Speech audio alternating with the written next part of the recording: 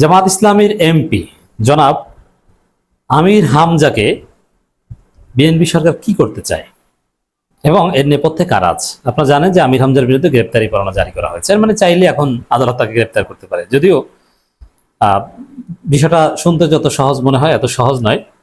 কারণ আদালত গ্রেপ্তারি পরোয়ানা জারি করেছে, এখন এই পরোয়ানা আমির হামজা যে এলাকায় আছেন ওই থানায় যাবে। আবার এমপিকে গ্রেপ্তার করতে হলে স্পিকারের অনুমতির প্রয়োজন আছে। এরকম অনেক জটিলতা আছে যে চাইলেই যে তাকে গ্রেপ্তার করা হবে, আমির হামজাকে জেল খাটতে হবে, এত সহজ নয়। তবে এটা তাৎপর্যপূর্ণ যে বিএনপির নিয়ন্ত্রণাধীন আদালত ঠুনকো কারণে, যে ধরনের কারণ প্রত্যেক দিন কয়েক লক্ষ ঘটে, কাউকে ইসলাম বিদ্বেষী বলা, এটা কথার কথা, এগুলো অনেকেই বলে, এটা কিছু না, পলিটিক্যাল রেটরিক। এই কারণে আমির হামজাকে গ্রেপ্তার করা হচ্ছে। এটা সেই হাসিনা আমলের চিত্র। এটার মূল রহস্যটা আগে বুঝতে হবে আপনাকে।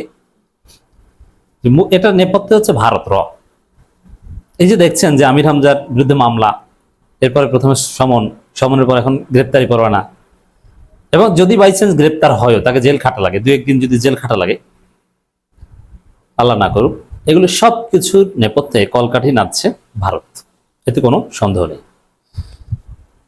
হাসিনার আমলে অনেকের সমালোচনা করা যেত, আবার অনেকের সমালোচনা করা যেত না, কিন্তু কমন চিত্র ছিল যে ভারতের বিরুদ্ধে, ভারতের আধিপত্যবাদের বিরুদ্ধে এবং ভারতপন্থী কারো বিরুদ্ধে বললে আপনাকে জেলে যেতে হতো। কিন্তু তাছাড়া অনেক মন্ত্রীকে গালাগালি করলেও তেমন কিছু হতো না। বাংলাদেশের রাজনীতিতে, প্রশাসনে, বিচার বিভাগে ভারতের অসম্ভব প্রভাব। অনেক এমপি ক্যান্ডিডেট বলতেন যে আমি ভারতের প্রার্থী, এটা আমি নির্বাচনের আগে বলেছেন ঝিনাইদহ অঞ্চলের একজন এমপি ক্যান্ডিডেট আওয়ামী লীগের, আমি ভারতের প্রার্থী। তো ভারত অনেক কিছুই পারে। সে আনোয়ার ইসলাম আনারের কথা মনে আছে না? ভারতে বসে কিভাবে হত্যাকাণ্ডের শিকার হয়েছেন। তো দর্শক, ইকবাল হাসান মাহমুদ টুকু তিনি একদম পিওর ভারতের দালাল, ভারতের খাস লোক। এমনকি আওয়ামী লীগ আমলেও ইকবাল হাসান টুকুকে ভারত রক্ষা করেছে। তিনি ভারতে ছিলেন, তিনি থাইল্যান্ডে ছিলেন, এবং ভারতের শুরু সবসময় কথা বলতেন। ভারত জামাতকে অপছন্দ করতে, এই কারণে কঠিন সময় জামাতের সাথে মিলে আন্দোলন করার বিরুদ্ধে ছিলেন ইকবাল হাসান মাহমুদ টুকু, এবং ভারত কোটায় তিনি মন্ত্রী হয়েছেন।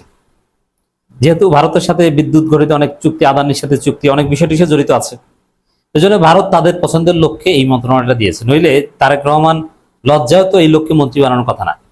কারণ এই ইকবাল হাসান মাহমুদ টুকুর কারণে তারেক রহমানকে খাম্বা তারেক বলা হয়। তিনি বাংলাদেশে যে ঘটনা ঘটিয়েছেন, বিদ্যুৎ নিয়ে যে কলঙ্কজনক অধ্যায় ঘটিয়েছেন, তারপরে তাকে তো আবার এই বিদ্যুৎ মন্ত্রী করা, এটা তো অসম্ভব। তাই এটা তারেক রহমান করতে চাননি, তাকে করতে বাধ্য করা হয়েছে। কেন বাধ্য করা হয়েছে? ওই যে বাধ্য করা হয়েছে এই কারণে ভারতের সাথে চুক্তি টুক্তি আছে, মানে ভারত তার কিছু লোককে সেভ করে এবং ওই লোকগুলোর বিরুদ্ধে কোনো কটূক্তি বা তাদের বিরুদ্ধে কিছু বললে খবর আছে।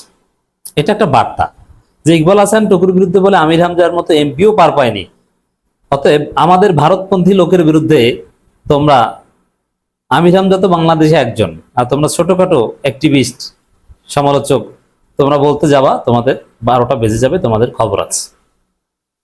এই হচ্ছে অবস্থা দর্শক। তো এতে পরিস্থিতি খারাপ থেকে খারাপের দিকে যাচ্ছে। স্পষ্ট হচ্ছে যে আমাদের দেশে ভারতের প্রভাব কতটা মারাত্মক। এখানে কোনো আদালত, কোনো বিচারক এগুলোকে দায়ী করে কোনো লাভ নাই। শিশির মনির একটা বক্তব্য শুনেছেন না, যে সকাল থেকে জেরা শুরু হয়েছে, শুনানি শুরু হয়েছে, একদিনে 10 জন 12 জন সাক্ষীকে আর পারে না, বসে পড়ে আবার প্ল্যানেট, বুঝেন তো? কারণ ডিজিএফআই বসে আছে, শেষ করে কালকের মধ্যে রায় লাগবে। বাংলাদেশের আদালতের রায় কিভাবে হয়? এইভাবে হয়। আর ডিজিএফআই মহাপরিচালক ভারত থেকে ট্রেনিং নিয়ে এসেছে বিএনপি সরকার ক্ষমতার সাথে সাথে, দায়িত্ব নেওয়ার সাথে সাথে। এই ভারতপন্থী নেতা, ভারতপন্থী মন্ত্রী, এদের বিরুদ্ধে বলবেন আপনার বিরুদ্ধে মামলা হবে, আর চীনপন্থীদের বিরুদ্ধে বলবেন আপনার কিছুই হবে না। যেমন আমি চ্যালেঞ্জ দিয়ে বলছি, ইকবাল হাসান টুকুর বিরুদ্ধে বলায় আমির হামজার বিরুদ্ধে গ্রেপ্তারি পরোয়ানা জারি হয়েছে, জেল খাটা লাগুক বা না লাগুক, আমির হামজার বিরুদ্ধে গ্রেপ্তারি পরোয়ানা তো জারি হয়েছে। এই ইকবাল হাসান মাহমুদ টুকুর বিরুদ্ধে আমির হামজা যে কথাগুলো বলেছেন, হুবহু এই কথাগুলো যদি আলতাফ হোসেন চৌধুরীর বিরুদ্ধে বলেন অথবা চীনপন্থী নেতা বিএনপির লুৎফুজ্জামান বাবরের বিরুদ্ধে বলেন, কিছুই হবে না, কোনো একটা আদালতে মামলা হবে না, কেউ একটা টু শব্দ করবে না। প্রথম আলো ডেইলি স্টারও এটা নিয়ে লেড নিউজ করবে না বা বড় আকারে হাইলাইট করবে না, কিছুই না। কিন্তু ভারতপন্থী কারো বিরুদ্ধে বলেন, যেমন আমির খসরু মাহমুদ চৌধুরীর বিরুদ্ধে বললেও সেম ঘটনা ঘটবে, আপনার বিরুদ্ধে গ্রেপ্তারি পরোয়ানা জারি হবে। বুঝতে পারছেন যে আমরা আসলে কতটা অসহায়, নিরুপায় কিংবা ভারতের ফাঁদে আছে এখনো। তাই আমির হামজার কেস বুঝতে হলে আগে বুঝতে হবে যে এর নেপথ্যে আছে ভারত। এখন আমির হামজা এমপির বিরুদ্ধে গ্রেপ্তারি পরোয়ানা, আমির হামজা এগুলো ভয় পান না, কারণ তিনি কার্যত ফাঁসির সেলে থাকা আসামি, ফাঁসির সেলে থেকে তারপর এসেছেন। এইসব গ্রেপ্তার এগুলো তিনি গুনেন না। এখন তো আবার এমপি, এখন তো তিনি ডিভিশন পাবেন, গ্রেপ্তার হলেও ফার্স্ট ক্লাস ডিভিশন পাবেন। অতএব এগুলো পরও আমির হামজা করেন না। আর দ্বিতীয় কথা হচ্ছে, এর মাধ্যমে সরকার নিজের পায়ে নিজে কুড়াল মারল। পুরো জাতি বুঝে গেছে যে হাসিনা আমল আবার এসে গেছে। গত 22 দিনে 5 জনকে গ্রেপ্তার করা হয়েছে ফেসবুকে সমালোচনা করে। এখন সরকারের মন্ত্রীদের সমালোচনা করায় এমপির বিরুদ্ধে গ্রেপ্তারি পরোয়ানা জারি হয়। তাহলে হাসিনার আমলের বাকি আছে কি? আওয়ামী লীগ সরকার সম্পূর্ণ ফ্যাসিস্ট সরকার হিসেবে পুরো জাতির সামনে আখ্যায়িত হলো, প্রতিষ্ঠিত হচ্ছে, সে নতুন পরিচয় পাচ্ছে। আমির হামজার বিরুদ্ধে গ্রেপ্তারি পরোয়ানার তীব্র নিন্দা প্রতিবাদ জানাই। আমির হামজা ভালো করেছেন যে এইসব সমন টমন এইসব এগুলো গুনেন নাই, বরং আমির হামজাকে যদি ধরে এটা জামাতের জন্য, আমির হামজার জন্য আরো ভালো। কত ধানে কত চাল বিএনপি টের পাবে। আমি মনে করি আমির হামজার বিরুদ্ধে গ্রেপ্তারি পরোয়ানা জারির মাধ্যমে বিএনপির পতন ঘন্টা বেজে গেছে। যদি সত্যি সত্যি তাকে জেলে ঢুকায়, তাহলে এখন হয়তোবা বিএনপি টের পেয়ে বলতে পারে যে না, যেহেতু গ্রেপ্তারি পরোয়ানা জারি হয়েছে, হামজা সাহেব আপনি হাইকোর্ট থেকে একটা জামিন নিয়ে আসেন, গ্রেপ্তার আপনাকে করবে না, কোনো সমস্যা নেই। এভাবেও বিষয়টা সলভ করতে পারে। কিন্তু এই গ্রেপ্তারি পরোয়ানা কিংবা গ্রেপ্তার করা, এটা সরকারের পতন ঘন্টা। ভারত এইভাবে বিএনপিকে বোকা বানাবে।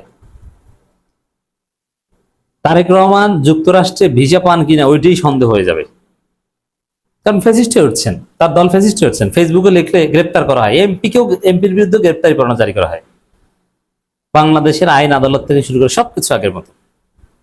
আমরা এই ঘটনার তীব্র নিন্দা প্রতিবাদ জানাই এবং আমির হামজাকে পারলে গ্রেপ্তার করেন, খারাপ হয় না। সরকার যদি নিজেদের পায়ে নিজে কুড়াল মেরেছে অলরেডি, আরো যদি মারতে চান করেন। কুষ্টিয়া 3 আসনের সংসদ সদস্য মুফতি আমির হামজার বিরুদ্ধে গ্রেপ্তারি পরোয়ানা জারি করেছেন সিরাজগঞ্জের চৌহালি আমলি আদালত। মঙ্গলবার বেলা 11টায় আমলি আদালত বিচারক সুমন কর্মকার মনে হয় হিন্দু, বুঝেন তো, এই যে বলছি যে ভারত জড়িত, এটা যদিও হিন্দু হলে যে ভারতের দালাল তা না, কিন্তু মিলছে কিন্তু খুব সুন্দর আর কি, বুঝতে পারছেন। সুমন কর্মকার, এই নামটা খেয়াল রাখবেন। আমির হামজা, এগুলো চিন্ময় দাস, এগুলো এরা নর্মালি ভারতের হয়ে কাজ করে। এরকম আরো অনেক ঘটনা আছে বাংলাদেশ হাসিনা আমলে, দেখেছি যে কার মাধ্যমে কি কাজ করানো হতো। তিনি বিদ্যুৎ ইকবাল হাসান মাহমুদ টুকুর বিরুদ্ধে কটূক্তির মানহানি মামলায় গ্রেপ্তারি পরোয়ানা জারি হয়। মামলা বাদী সিরাজগঞ্জ জেলা আইনজীবী সমিতির সাধারণ সম্পাদক অ্যাডভোকেট হুমায়ুন কবির কর্নেল এই তথ্য নিশ্চিত করেছেন, ইত্যাদি ইত্যাদি। এই হলো ঘটনা।